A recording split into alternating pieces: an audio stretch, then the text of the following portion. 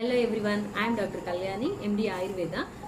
నేను ఈ మధ్య కొన్ని పోస్టులు చేశానండి రిలేటెడ్ టు స్వర్ణామృత ప్రాసన. అయితే చాలా మంది అడుగుతున్నారు, మేడం స్వర్ణామృత ప్రాసన అంటే ఏమిటి మేడం, ఎవరికి ఇవ్వాలి, ఏ ఏజ్ వాళ్ళకి ఇవ్వాలి, తర్వాత దానివల్ల ఏమైనా సైడ్ ఎఫెక్ట్స్ ఉన్నాయా, బెనిఫిట్స్ ఏంటి మేడం అని అడుగుతున్నారు. సో స్వర్ణామృత ప్రాసన అనేది ఆయుర్వేదంలో కశ్యప సంహితలో చెప్పబడిందండి. ఇది మెయిన్ ఏంటి అంటే చిన్నపిల్లల యొక్క ఆరోగ్యాన్ని దృష్టిలో పెట్టుకొని రూపొందించిన మెడిసిన్ అండి.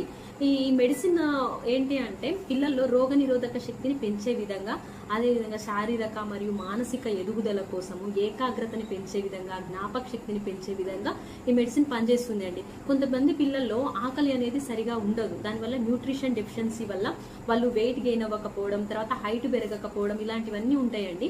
స్వర్ణామృత ప్రాసన్ని యూజ్ చేయడం వల్ల పిల్లల్లో ఆకలి అనేది పెరుగుతుందండి, అదేవిధంగా జీర్ణశక్తి పెరుగుతుంది. ఇంకొక రకంగా చెప్పాలి అంటే కొంతమంది పిల్లల్లో మాటలు అనేవి సరిగా రావు, సో నత్తి ఉండడం, స్పష్టంగా లేకపోవడం వంటి లక్షణాలు ఉంటాయి. ఈ స్వర్ణామృత ప్రాసన యూజ్ చేయడం వల్ల మాటలు కూడా మంచిగా స్పష్టంగా వచ్చేటటువంటి అవకాశాలు ఉంటాయండి. ఈ స్వర్ణామృత ప్రాసన వల్ల ఎలాంటి సైడ్ ఎఫెక్ట్స్ లేవు. ఎందుకు అంటే ఈ మెడిసిన్ మన ప్రకృతిలో ఉన్నటువంటి అనేక ఆయుర్వేద లక్షణాలు కలిగిన మొక్కలతో తయారయ్యే మెడిసిన్ అండి. ఎస్పెషల్లీ వాటిని మేజర్ రసాయనాలు అంటారనమాట ఆయుర్వేదంలో. ఎస్పెషల్లీ తిప్పతీగ, తర్వాత తేనె, నెయ్యి, ఇంకా వచా చూర్ణము వంటి మెడిసిన్స్ తో తయారయ్యే విధంగా ఉంటుందండి స్వర్ణామృత ప్రాసన. కాబట్టి ఈ మెడిసిన్ వల్ల ఎలాంటి సైడ్ ఎఫెక్ట్స్ లేవు. ఈ మెడిసిన్ అనేది పుష్యమి నక్షత్రం రోజు పరిగడుపున పిల్లలకి ఇవ్వడం వల్ల ఇప్పుడు చెప్పిన బెనిఫిట్స్ అన్ని ఉంటాయండి.